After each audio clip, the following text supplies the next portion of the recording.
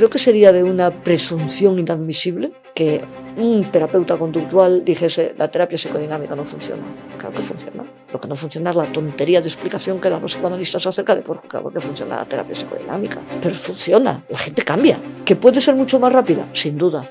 ¿Que puede ser mucho más eficiente? Sin duda. ¿Pero que funciona?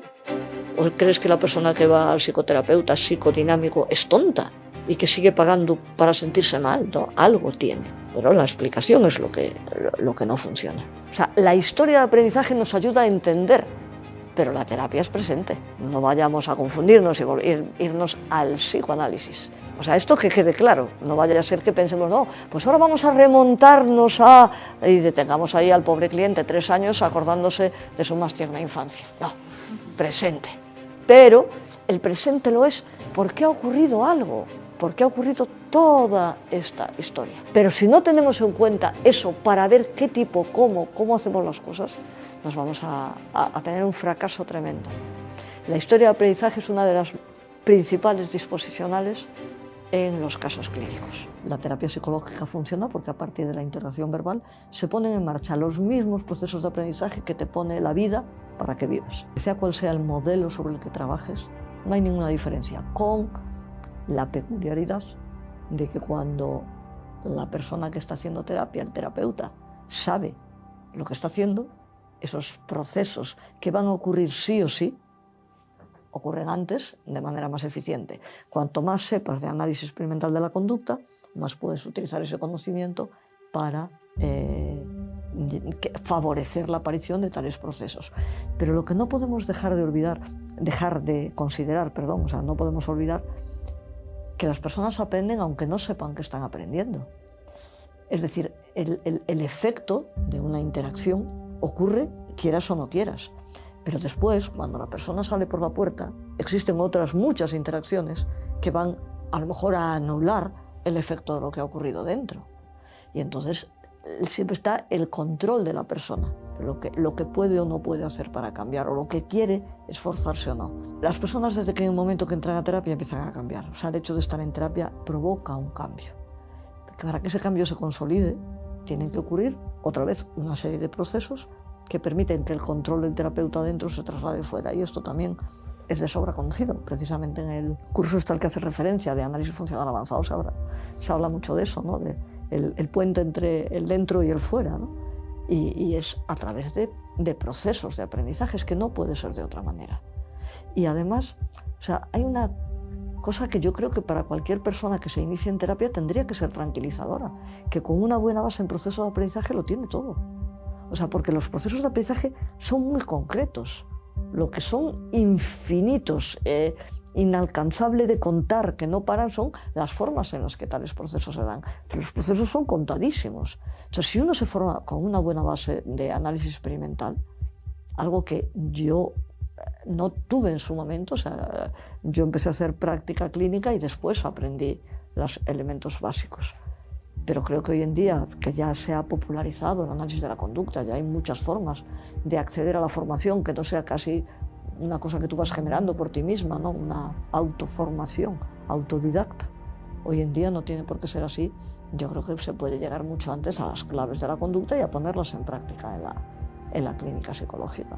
Si quieres ver a María Jesús Frossán en vivo y en directo, quizá te interese conocer el proyecto más ambicioso que hemos creado en Engrama hasta la fecha. El máster en análisis funcional de la conducta reúne en un mismo programa a referentes como María Jesús Frossán, Carmen Luciano, Linda Hayes, Charles Catania, William Baum, Santiago Benjumea, Esteve Freixas-Baquer, Rebeca Pardo, Ricardo Pellón, Mariana Segura y muchos otros investigadores, docentes y profesionales que han contribuido al desarrollo del análisis funcional de la conducta a lo largo de las décadas en el panorama nacional e internacional. Probablemente sea uno de los carteles más potentes que hemos visto nunca en una formación de análisis funcional de la conducta en español. Además, el programa es 100% online y cuenta con titulación universitaria avalada por UTAMED, 3.000 horas de estudio acreditadas, 120 créditos ECTS, certificación internacional en análisis de conducta, clases grabadas, directos, tutorías, análisis de casos, practicum, TFM y mucho más. Si quieres conocer el programa completo, el claustro docente y todos los detalles del máster en análisis funcional de la conducta,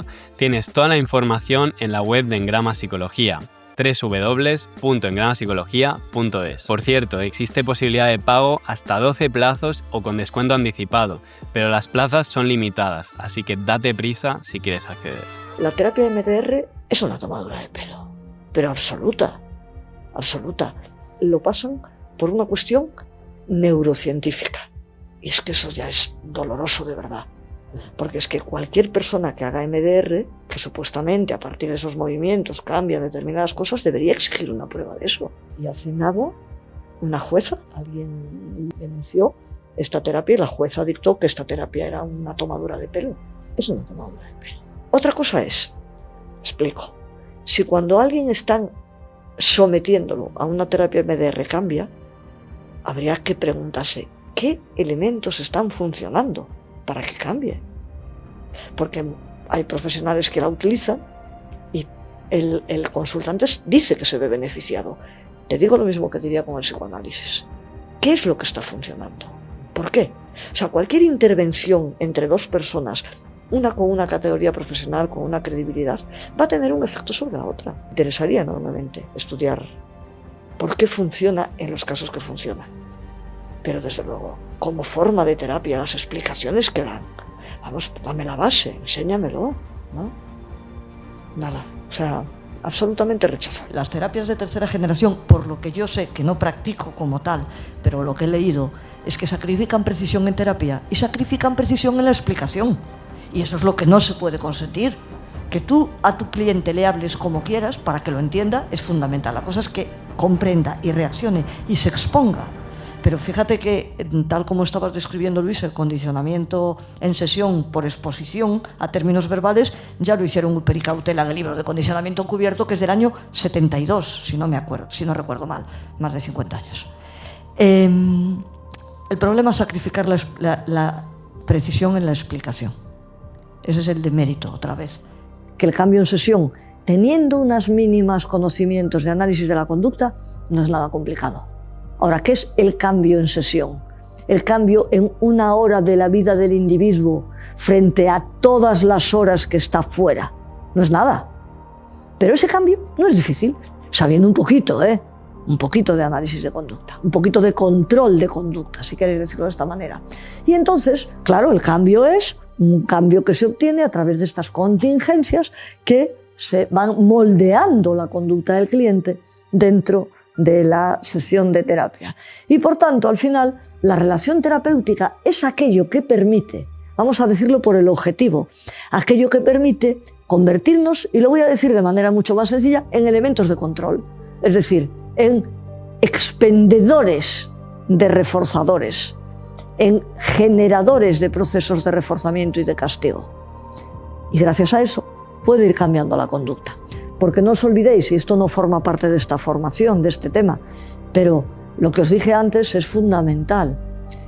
El cambio clínico implica, y que no se entienda mal, el cambio del problema del cliente porque cambia el cliente y el contexto no cambia. Es decir, si cambia el contexto, el cambio puede ser relativamente fácil, pero si no cambia el contexto, el que tiene que cambiar es el cliente para modificar el contexto. En una interacción, con que cambie uno de los elementos de la interacción, cambia la interacción. Pero en el cambio clínico, el cambio tiene que partir del contexto, del cliente. Ojalá pudiésemos manejar el contexto, y cuando podemos manejar, por ejemplo, en el caso de los niños. En el caso de los niños es la antítesis de lo que yo estoy diciendo. Cambia el contexto para que cambie el niño. Al niño no se le pide nada. El niño tiene que estar ahí, incluso a veces, y soy extrema también, no llegamos a conocer al niño. Yo, en mi primer caso de enuresis, lo digo siempre, fue un caso de un éxito absoluto y yo nunca vi al chaval. Es la integración teórica de los distintos modelos en psicología no tiene sentido, o sea, no puede hacerse una integración teórica porque se parte, es lo que siempre se dice, o sea, y antes lo dije, no se pueden sumar churras con merinas ni manzanas con peras. Entonces, una integración exige la formación de un conocimiento de orden superior. Eso se ha intentado en el estudio de la personalidad entre Emil Idola y la teoría psicodinámica con un absoluto fracaso porque son términos irreconciliables. ¿Qué ocurre? Conceptos irreconciliables. ¿Qué ocurre? Que para hacer una integración y un corpus de conocimiento común se necesitaría hacer un análisis de los distintos conceptos que se utilizan en cada modelo a la luz del mismo lenguaje, entendiéndolo de la misma manera. Y ahí está lo que dice Marino, yo hago mi integración en mi modelo y tú haces mi integración en tu modelo, o sea, es imposible. Nadie quiere renunciar a lo que considera que es la forma de entender la psique, el comportamiento, la mente o lo que sea. Entonces la integración, si no es utilizar un lenguaje común y explicar los conceptos bajo ese mismo paradigma, no puede ser. Como eso, nadie va a renunciar a lo que considera que es lo adecuado, porque ahí también yo estoy de acuerdo que no hay un cinismo profesional, sino una convicción de que lo que digo es lo correcto. Pues integración, utilizando la forma de entender la psicología de cada modelo, es imposible. Mientras la psiquiatría utilice psicofarmacología para tratar problemas que identifica verbalmente, entonces considero que es inadmisible. Y considero que los psiquiatras, si quieren utilizar algo que no sea psicofármacos, deberían formarse en análisis de la conducta para entender el problema y después, en el caso de que el fármaco fuese necesario, utilizarlo como complemento. El día que de verdad se haga un estudio previo, un diagnóstico basado en alteraciones cerebrales que den cuenta de los síntomas conductuales, emocionales y cognitivos, entonces yo dejaré de discutir acerca de la validez de la psiquiatría. Pero el niño no hace la rabieta para conseguir atención, el niño consigue atención cuando se enrabieta y es muy distinto. Muchas veces precisamente los padres ven esta intención anómala, perversa, es que lo hace para. No, no lo hace para, lo hace por. ¿Me entendéis? Lo hace y ocurre, y eso que ocurre está reforzando lo que hace. ¡Le di un bofetón! Yo cuento siempre la anécdota de un taxista que me llevó un día y no sé si me preguntó a qué me dedicaba, lo que sea, o adivinó, tengo el aura de psicóloga, no sé, y me empezó a soltar un rollo acerca de su nieto, que yo voy recogiendo datos de las cosas que me dice la gente porque así me dan un juego para explicar, me gusta mucho. Y me dice, oye, pues que mi nieto hace una cosa curiosísima. En mi casa jamás salta en el sofá y en casa de sus padres salta a todas horas. Digo, yo pensando, curiosísima. Es que qué bien discrimina cómo ha sido tal. Y entonces me dice, le pregunté, qué bueno, yo mostrando un interés genuino en saberlo, pero a ver qué me contaba su explicación. Pero qué bueno. ¿Y eso cómo es? ¿Cómo es posible? Dice, no lo sé. Ahora bien, yo la primera vez que lo vi subirse al sofá, le di un bofetón. Y le digo, joder, macho, en un solo ensayo. Pero lo que me hace gracia es que el tipo decía, qué raro, ¿no? Porque mi nieto es saltarín, ¿no? ¿Por qué siendo saltarín en mi casa el saltarín no salta? Entonces, pues este tipo de cosas es que, claro que el contexto influye. Si nosotros queremos que el niño deje de tener rabietas, podemos hacer muchas cosas, como ponerlo en extinción, que no es realmente extinción, que es dejar de prestarle atención. ¿Me seguís? ¿Podemos garantizar que esas rabietas no van a volver a continuar cuando el contexto estimular cambie? No lo podemos garantizar, porque, insisto, cuando tú estás reforzando una conducta, está discriminando aquello que tú quieres, por ejemplo, tu instrucción, pero muchas otras cosas que están presentes. Y esas otras cosas que están presentes aparecen en un contexto distinto al cual yo estoy extinguiendo, retirando la atención, y por tanto van a volver. ¿Me seguís? El famoso ejemplo de los padres, es que me comporto con todos los hijos igual. Pues es que es lo que no tienes que hacer. ¿Pero tú eres tonto, qué? Yo empecé a estudiar mucho en cosas de salud, psicología de la salud, y vino un endocrino, y dice que no lo entiendo. Yo tengo pacientes diabéticos desde hace 20 años, y algunos que los veo de año en año, pero por casualidad, porque tienen que venir. Y otros están todo el día con crisis hipoglucémicas o hiperglucémicas. Es que yo con todos hago lo mismo. Digo, chico, para eso estudias medicina. Por favor, ¿cómo vas a hacer entonces lo mismo? Hay un nivel de partida distinto, ¿me entendéis? Pues esto es igual. O sea, los niños que tienen este tipo de diagnóstico, ¿sabéis lo que me dijo un estudiante que estaba en la distancia? Me dijo, ¿y a ti te parece ético condicionar a las personas sin que lo sepan? Yo me quedé sorprendida, porque la gente estamos condicionados sin que lo sepamos. La única ventaja es que todo lo que haga el terapeuta es para ayudarnos, pero el condicionamiento está ahí. O sea, no es algo que provoquemos artificialmente. Y entonces me resultó tan sorprendente. O sea, la terapia, por definición, es una profesión de ayuda, pues, y podemos utilizar estos procesos donde el organismo es pasivo para aprender cosas que solo le van a beneficiar, mucho más que las que aprende en otros procesos de condicionamiento que no están bajo control. ¿Y cuál sería la descripción funcional de la inteligencia? Pues yo he de reconocer que con la palabra inteligencia, como con la palabra autoestima, tengo una reacción emocional bastante potente, de desagrado. Y entonces pienso poco sobre ella. Pero si me pones así a pensar rápidamente cómo definiría yo funcionalmente la conducta inteligente, es la conducta que obtiene el máximo reforzamiento con los mínimos errores. Y te estoy así, a lo mejor le doy más vueltas y ahí digo algo más preciso. Pero ¿cuándo dices que una conducta es inteligente? Cuando el reforzador se obtiene con los mínimos errores posibles. Diríamos entonces que la inteligencia es algo que se aprende. Se aprende a responder de forma inteligente. ¿Pero hay una predisposición filogenética o no? Hombre, probablemente, y aquí no vamos a decir que no, a lo mejor hay ciertas condiciones cerebrales que permiten una rapidez mayor en la asociación biológica, neurológica, neuroquímica de estímulos que facilitan el aprendizaje. Yo eso no lo puedo decir. Ahora, no está comprobado. O sea, a ninguna persona inteligente le han medido las conexiones cerebrales. Entonces no hay memoria, nosotros recordamos. No hay olvido, nosotros olvidamos. Entonces, desde el momento en que describimos en términos conductuales, nos obligamos a ver toda la secuencia, estímulo-respuesta consecuente, que puede estar explicando eso.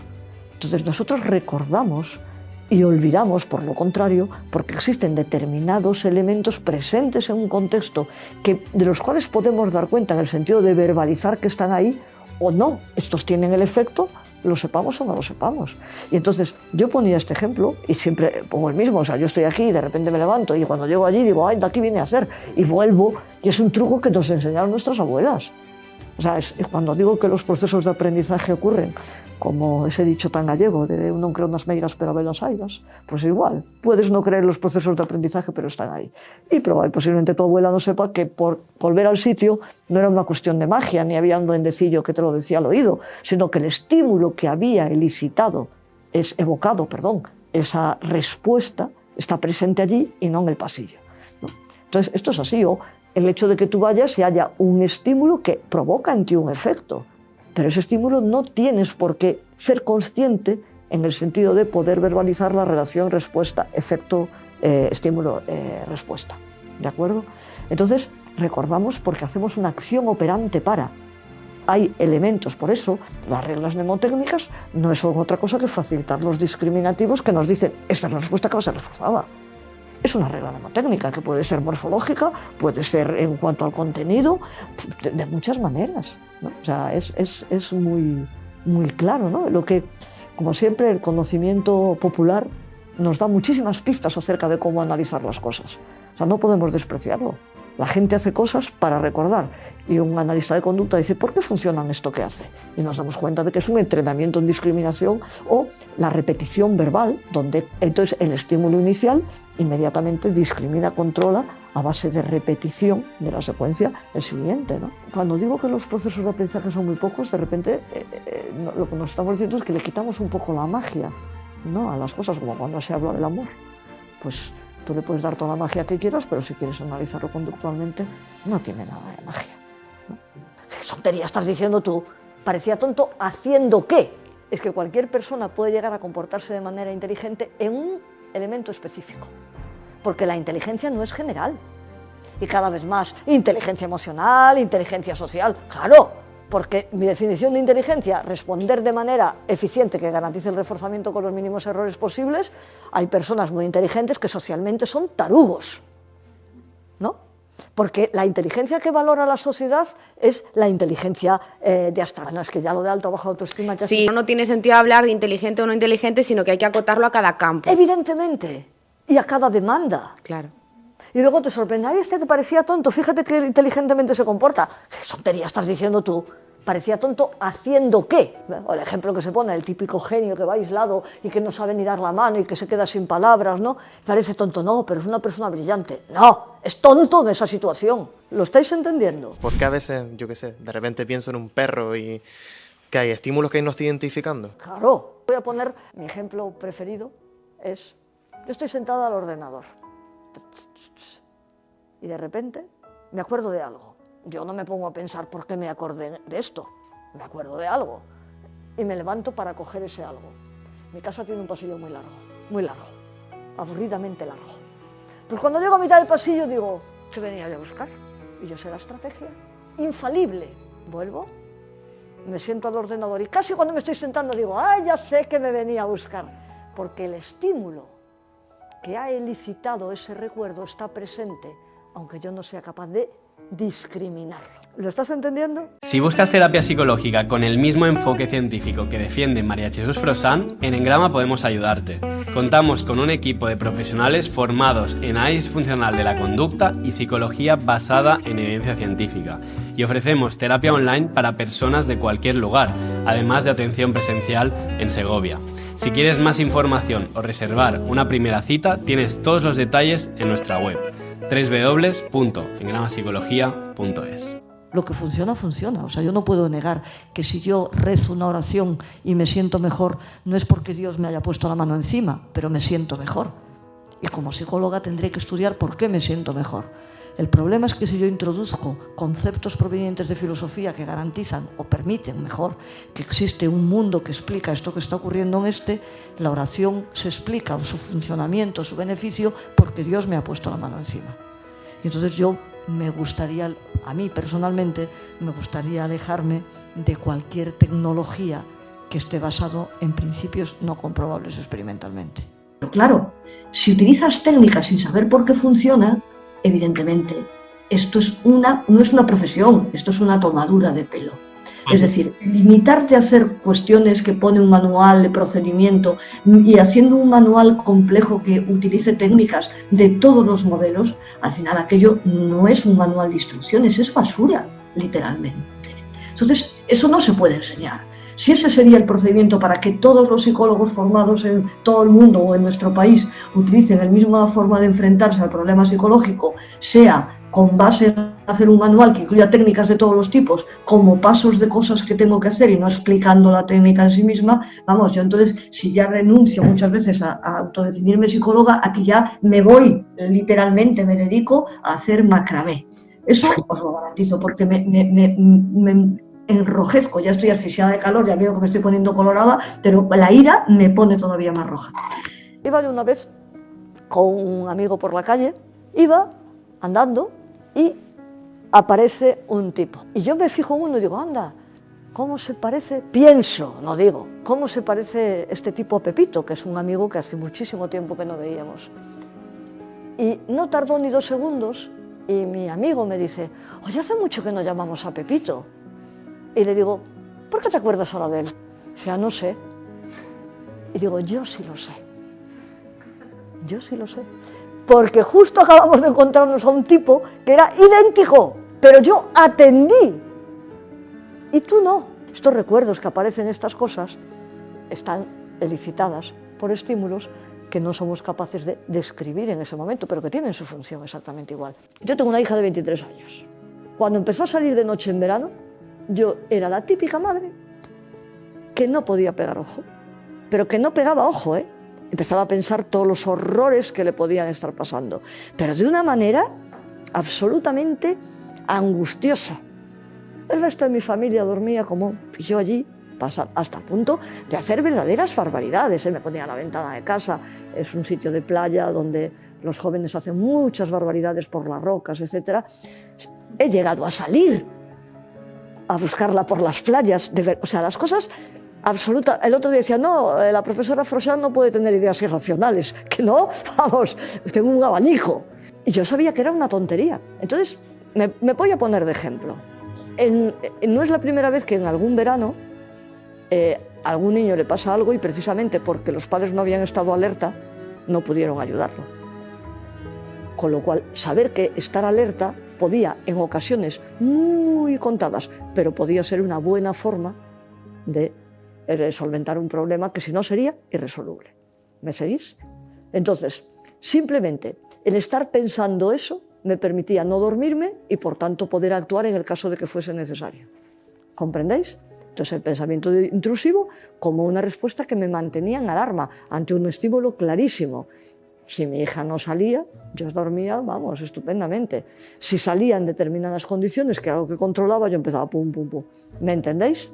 Pero hay otras cosas en este tema que he de reconocer, he de decirlo, que haciendo yo un análisis funcional de mi propia conducta no era lo que funcionaba, pero sí lo he visto en otras personas cercanas. Pero ¿cómo puede dormir estando su hijo por ahí en peligro? La censura social. El decir, soy mala madre si no estoy pendiente. Esto se oye muchísimas veces. Pero ¿cómo es posible que seas capaz de dormir tan tranquila con la cantidad de peligros que tiene la noche? ¿Me seguís? Entonces estoy escapando de un castigo, escapando de un reforzador negativo. ¿Lo estáis entendiendo? Este ejemplo es uno facilísimo porque es algo, estos pensamientos de qué le puede pasar a mi hijo cuando sale por ahí, dónde puede estar mi hija, puede haber alguna... Es una respuesta de alarma que dices, ¿por qué? O sea, me encantaría poder dormir. ¿Me entendéis? Y como esto, hay un montón de pensamientos que pueden tener alguna funcionalidad continuo, en el sentido de que me sirven para algo siempre, con un reforzamiento absolutamente esporádico, pero suficiente para mantener esa respuesta ante estímulos muy concretos. Porque si yo estoy desvelada siempre, no estoy explicando nada. Si yo estoy todo el día angustiada, cuando decimos, no, ansiedad generalizada, está todo el día dándole vueltas a las cosas, este tipo de análisis no me sirve, ¿eh? Tendría que ver otras funcionalidades. La empatía, esto que llamamos empatía, muchas veces la empatía viene de la ejercicio de una profesionalidad distante por parte del terapeuta. O sea, yo tengo consultantes que lo que quieren es ver en mí una señora catedrática de universidad que no se pone la bata blanca, evidentemente, pero que tiene esa bata blanca, ¿no? O sea, yo estoy aquí y entonces no quieren ni alguien afable, ni consejitos, sino que quieren una persona seria que les diga, que los trate con esa distancia, ¿no? Algo que aparentemente va en contra de la clínica psicológica, ¿no? Y salen y convencidos y entonces siguen sus instrucciones y lo entienden. Y hay gente al contrario que lo que quiere es pues casi colegueo y pues yo le doy colegueo. Cada vez que digo esto, claro, ahora alguien va y coge esta frasecita y dice, yo les doy colegueo. Esta es la terapia psicológica que hace María Jesús Frosán.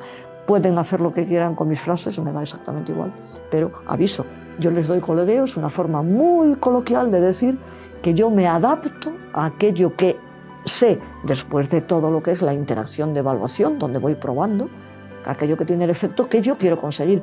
¿Y qué efecto quiero conseguir siempre? Siempre. Que la persona solucione sus problemas. Siempre. O sea, yo no quiero ni divertirme, ni sentirme bien yo, ni sentirme la mejor terapeuta. Lo único que quiero es que solucione sus problemas y que se vayan cuanto antes. Pero ¿y te cuesta adaptarte en esos momentos del ser tan camaleónica? No me cuesta adaptarme porque llevo años de práctica. O sea, es una habilidad. Y la entrenas, y la entrenas, y la entrenas. Y gracias a eso, a que no es ninguna ciencia infusa, ni es una característica personal mía, sino algo que he ido entrenando y que cualquiera puede entrenar. Es que da igual que un terapeuta conozca o no los fenómenos por los que las personas cambian. Y da igual que ponga en marcha tal o cual estrategia. El fenómeno va a ocurrir, el proceso de aprendizaje va a ocurrir. Es independiente del comportamiento del actor principal en ese momento. Yo puedo tratar cualquier caso menos un pedista. No porque no pudiese, sino porque no quiero hacer el esfuerzo. No me apetece, o sea, creo que como no vivo de la terapia, ni tengo, afortunadamente, no he tenido la desgracia de cruzarme en mi vida profesional para tener que renunciar o derivarlos, no me cuesta trabajo decirlo, pero no quiero. Que, ojo, otra vez, de aquí no quiero decir que pedradas a la hoguera, no, se les puede tratar, pero yo no. Y sin embargo otras cosas como comportamientos machistas absolutamente evidentes por parte de la persona que tengo delante, despreciativos hacia la ciencia o con unas ideas políticas que son la antítesis de las que yo tengo, no tengo ningún problema. Al revés, o sea, es un reto, me resulta un ejercicio útil el poder afrontarlo y el saber de qué depende que A lo mejor cuando estoy oyendo una frase que en un momento de café me haría soltar sapos y culebras por mi boca, esa punzada inmediatamente asociada a algún tipo de verbalización de este tipo, el ejercicio de control que tengo que hacer, el anteponer que es una situación de terapia, que la persona no está diciendo nada ni haciendo nada ilegal, sino que cualquiera puede pensar lo que quiera y decir lo que quiera, pues me encanta el ser capaz de sobreponerme a ello. Yo soy una defensora a ultranza de la libertad y aunque no me guste, tiene que haber gente que piense en las antípodas de lo que pienso yo o que considere la vida absolutamente distinta a lo que pienso yo. Y en la situación de terapia, yo me olvido. Ahora, yo me encuentro a esa persona en la calle y no le dirijo la palabra. En mi vida hago lo que quiera. No quiero ese trato. Yo estoy segura de que muchos compañeros que hacen terapia no piensan como yo. Y claro, cuando estamos hablando de posiciones personales, todas son perfectamente defendibles y respetables. Yo estoy hablando de la mía. Esto no es ciencia, esto es una posición personal. Y para mí es un logro el ser capaz de poner aquí mi vida personal y aquí mi vida profesional y separarlas absolutamente. Yo soy una persona que cuando hablo no digo tacos cuando estoy aquí hablando contigo. Cuando estaba educando a mi hija tampoco decía palabrotas. Pero cuando estoy especialmente con una amiga donde nos quejamos del mundo mundial, yo soy la persona más ordinaria, más bruta que puede haber. Pues, te pongo este ejemplo porque creo que el ser capaz de cambiar por completo tu conducta y seguir siendo tú misma, según cuál sea el contexto en el que estás, es algo muy valioso. Yo pienso que todo el mundo tiene derecho a ser ayudado. Cuando yo digo que yo no ayudo a los pedestres es porque no me apetece. El abuso de una persona indefensa me parece inadmisible. Pero hay otras personas que lógicamente los tienen que tratar, pueden tratarlos. El hecho de erigirme yo en alguien que en mi vida profesional digo a ti te trato, a ti no te trato, a ti te trato, me parece inadecuado. Que no quiero decir que haya gente que no lo pueda, que lo haga, que sí. Yo soy una defensora a ultranza de la libertad y aunque no me guste, tiene que haber gente que piense en las antípodas de lo que pienso yo o que considere la vida absolutamente distinta a lo que pienso yo. Y en la situación de terapia, yo me olvido. Ahora, yo me encuentro a esa persona en la calle y no le dirijo la palabra. Pero las terapias no son ni científicas ni son científicas, las tecnologías no son ciencia, están basadas en conocimiento científico. Entonces, cuando una tecnología, por mucho que funcione, no está basada en un conocimiento científico, no se puede considerar de credibilidad hasta que se sepa por qué funciona. Porque cuando las explicaciones que se le dan son explicaciones peregrinas, absurdas, esotéricas, eso implica, hasta que se compruebe por qué no podemos incorporarlo dentro del cuerpo tecnológico institucionalizado para el que se dan fondos y para el que se pone en manos la vida de la gente. Algo parecido a lo que pasa con la homeopatía en las universidades. ¿Vale? Entonces, terapias pseudocientíficas, es decir, terapias que no tienen una base en conocimiento asentado científicamente. Entonces, todo ese tipo de terapias, fuera. ¿Que funcionan? La MDR, las constelaciones familiares o la Virgen de Lourdes. Claro que funciona, pero no por eso vamos a meter los milagros, a ir a los milagros de Amil, una romería muy famosa de mi tierra, como forma de cura de la depresión.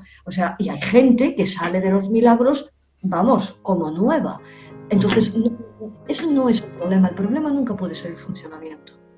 Porque las cosas funcionan porque ocurren cambios en el contexto, en la interacción. Lo que dice Marino respecto al problema, lo que es un problema psicológico, está claro. Tú estás en un atolladero y pasan cosas que te hacen salir del atolladero. Eso ocurre de manera espontánea o de manera terapéutica, inducida por un psicólogo que sabe lo que está haciendo o que no sabe lo que está haciendo. Pero ese cambio lo puede inducir el psicólogo, lo puede inducir el brujo del pueblo, lo puede inducir el psiquiatra de cabecera o el médico de cabecera.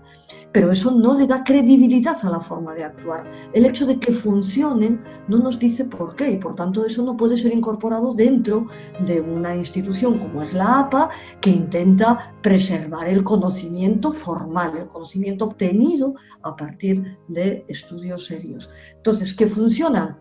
No, por eso era lo que hablaba antes de las terapias que tienen empíricamente comprobadas, ¿no? O sea, empíricamente validadas. No me sirve eso.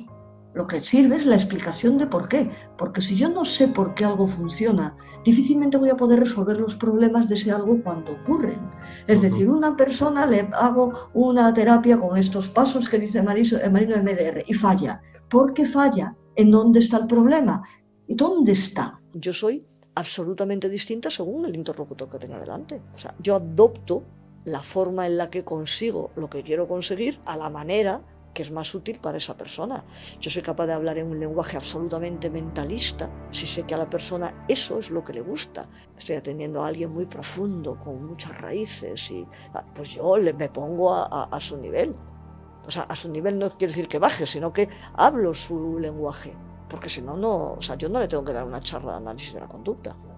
Yo tengo que conseguir que en su idioma ocurran los fenómenos que yo, en mi idioma, considero que son relevantes para explicar el cambio. Cuando empiezas a comportarte de una manera distinta, a la gente no le gusta.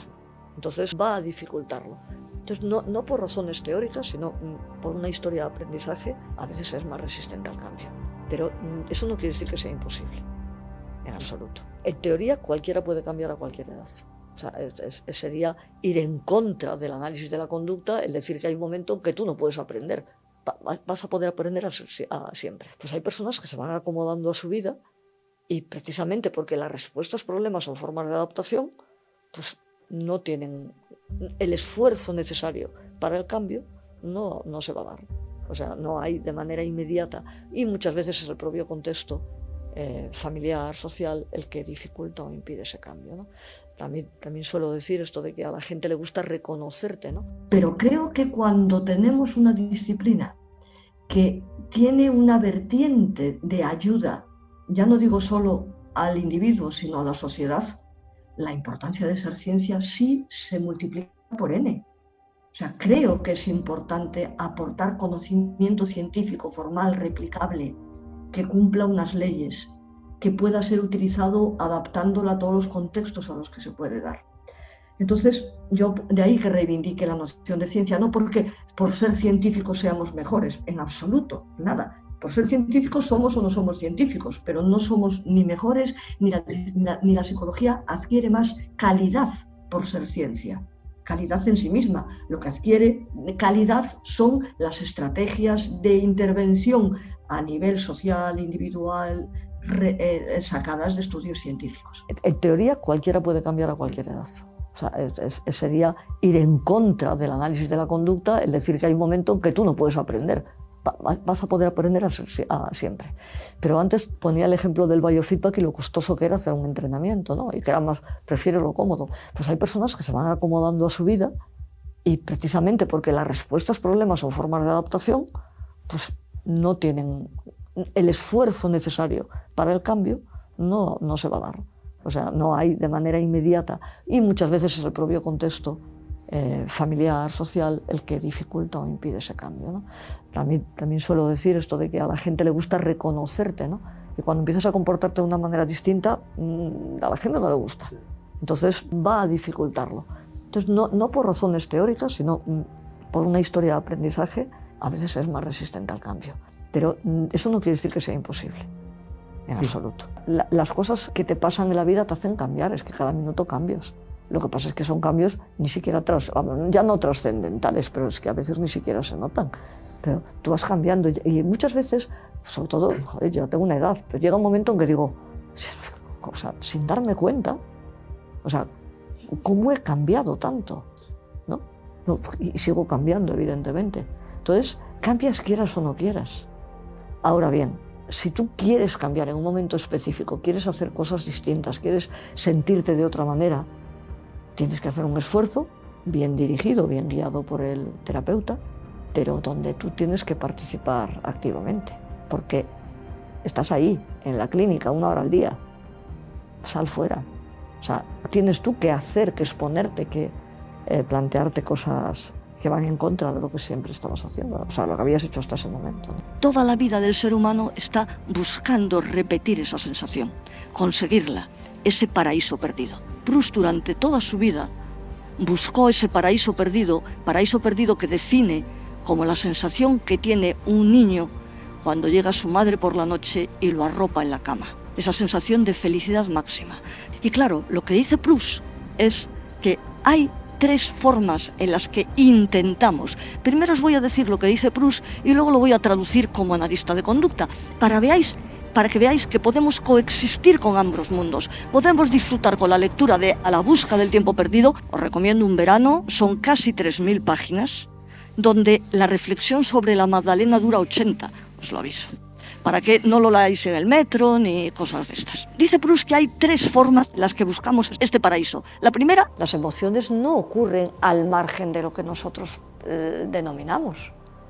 O sea, nosotros podemos sentir muchas cosas, pero solo desde el momento que identificamos con una palabra que ha sido reforzada su uso por lo que nosotros hacemos en público, y esa palabra que ha sido dicha a la luz de un estímulo público que se empieza a asociar a esa sensación, solo entonces existe la emoción. ¿Me entendéis? El ejemplo que se pone siempre, si vosotros veis a un montón de personas llorando en un cine, la forma que tenéis de entender esa emoción no es la misma si la película es una película cómica o una película dramática. No hay ninguna pena, ¿no? Ninguna tristeza, lloran de risa, lloran de risa, como si eso fuese explicativo, ¿no? Pero ¿me entendéis? Entonces, claro que la cultura tiene mucho que ver para cómo verbalmente estemos nosotros controlados. El amor es un intercambio de reforzadores. Pero claro, eso que parece paupérrimo, cuando tú de verdad entiendes lo que es la palabra reforzador y vuelves a lo que te decía hace un rato, de que no hay proceso operante sin proceso pavloviano y viceversa, claro, el intercambio de reforzadores implica la aparición de determinados estímulos que se han asociado a la presencia de esos reforzadores, que son elicitadores de emociones muy potentes. O sea, eso es el amor. O sea, procesos pavlovianos y operantes. El amor para explicarlo. Y el desamor exactamente igual. O sea, ¿por qué una persona... Y voy a decir algo que nunca lo he pensado de esta manera y que a lo mejor lo pienso y algún día me desdigo, pero cuando decimos, o sea, esta estrategia que se suele usar mucho, que es pasar del amor al odio, ¿no? O sea, todo aquello que era maravilloso de repente lo empiezas a catalogar como algo espantoso y aquello que te parecía casi inocuo de tu pareja, ¿cómo pudo haber soportado? O sea, no deja de ser un proceso de contracondicionamiento autoinducido, en el cual tú lo que haces es que aquellos estímulos que estaban asociados a lo que perdiste acaben siendo estímulos asociados a aquello que tienes ahora, que es este malestar, de manera que ya no lo añoras. O sea, no deja de ser una forma de controlar esta sensación de pérdida o esta de soledad, porque resulta que esto no era bueno, esto era horrible, ¿no? Es un contra... Y te digo que le voy a dar una vuelta, pero estoy pensando que yo creo que es un proceso por el que las parejas que acaban rompiendo de una manera más tensa, más, no digo de buena manera, sino de una manera dramática, es una cosa muy habitual, ¿no?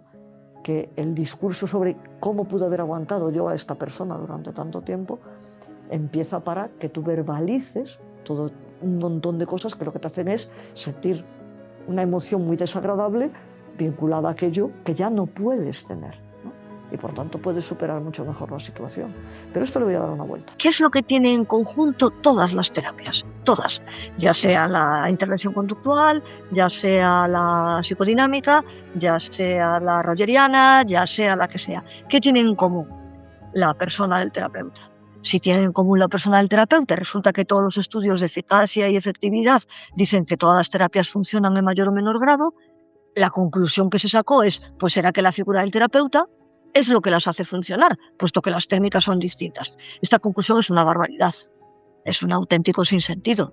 O sea, que sea lo común no quiere decir que sea lo que lo haga funcionar. Pero durante años sí se planteó eso, que era las habilidades del terapeuta o la intervención del terapeuta era más importante que la propia tecnología. Entonces, eso, que fue una conclusión que se mantuvo durante tiempo, tiene muchas lecturas y es la lectura que nosotros como grupo de investigación mantenemos. La división entre habilidades del terapeuta y técnicas de tratamiento es una división inútil, porque son La frase que siempre decimos es dos caras de la misma moneda. O sea, a través de la interacción terapéutica, ahora volveré sobre la empatía y todas estas cosas, el terapeuta llega a adquirir control sobre la conducta del cliente y pone en marcha determinados procesos de aprendizaje, reforzamiento, extinción, condicionamiento, respondiente, lo que sea, y durante las técnicas hace eso mismo.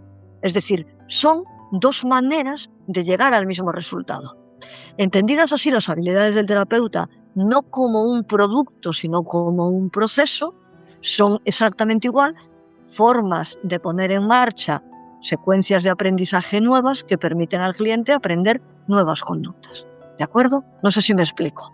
Es decir, no existe una empatía como variable explicativa, ni existe un apoyo como variable explicativa, sino que es el resultado de todo un proceso interno que se lleva a cabo durante la terapia psicológica. Entonces, definir las habilidades del terapeuta como lo que se quiere conseguir y no como una conducta que hay que desarrollar para conseguir eso que se quiere conseguir es el gran error. O sea, cuando se dice hay que ser empático, bueno, vale, empático es el resultado.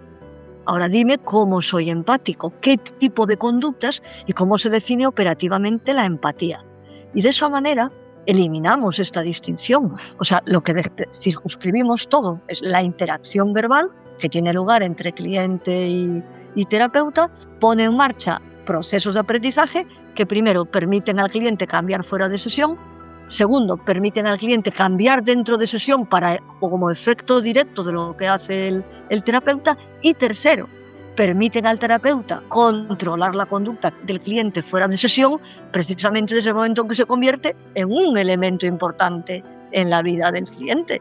O sea, yo pongo siempre el mismo ejemplo. Cuando yo le digo a una persona que durante años ha evitado X y de repente le digo, mira, tú mañana vas a hacer... Estoy llevando un caso en este sentido. Un chico que tiene fobia a hablar en público. Ya hemos hecho el análisis funcional, ya lo tengo metido en el bote, si queréis decirlo de esta manera, también andar por casa. Es decir, ya sabe que yo le puedo ayudar, ya he reforzado convenientemente determinadas conductas en interacción, ya de todo.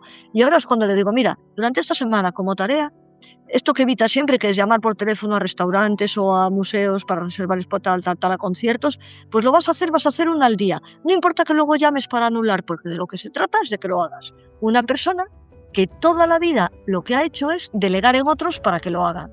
¿Qué es lo que permite que esa persona lo hace? ¿Por qué? ¿Por qué lo hace? ¿Porque se lo digo yo que tengo un poder mágico? No. Se lo digo yo porque he desarrollado esta capacidad de control a partir de desplegar una serie de conductas que provocan este efecto. Conductas, por mi parte, que dan lugar a nuevas operantes y a nuevas respuestas emocionales, a nuevas respuestas pavlovianas. Entonces, esas son las habilidades del terapeuta. Una serie de conductas que permiten llegar a tener control sobre la conducta del cliente para que siga estas indicaciones, estas prescripciones, que de otra manera no servirían para nada. Lo fácil, lo fácilmente digerible, lo más cómodo, lo que no me exige pensar, es lo que tiene más difusión. La psicología positiva es el paradigma de ello, ¿no? O sea, ahora está en boca de todos, pues hay que llevar las cosas con alegría, algo que en la terapia de aceptación y compromiso rebate de manera sistemática. O sea, deja de estar escapando del sufrimiento. O sea, no tiene ningún sentido. La vida incluye sufrimiento y como no aprendas a sufrir, lo vas a pasar fatal o vas a estar embobecido todo el día y no te vas a enterar de nada, ¿no? Vas a pasar así por la vida. Entonces, el hecho de que sea más popular o que la economía conductual haya tenido hasta un premio Nobel, no, en el caso de la psicología positiva no le da más credibilidad, y en el caso del otro, lo bueno viene del análisis de la conducta. Que el análisis de la conducta no ha sido suficientemente inteligente como para reivindicarlo como propio, como para generar un cuerpo de conocimientos que lo haga necesario, que la sociedad lo conozca, estoy totalmente de acuerdo. Que es una pena que solo nosotros, entre nosotros, nos vemos a nosotros y hablamos de lo nuestro, es una pena. Ahí es donde están los que dicen que las redes sociales están generando un cambio porque se extiende mucho más allá de los estudiantes que tengamos en clase. Ahí es de donde venía mi optimismo de la otra vez.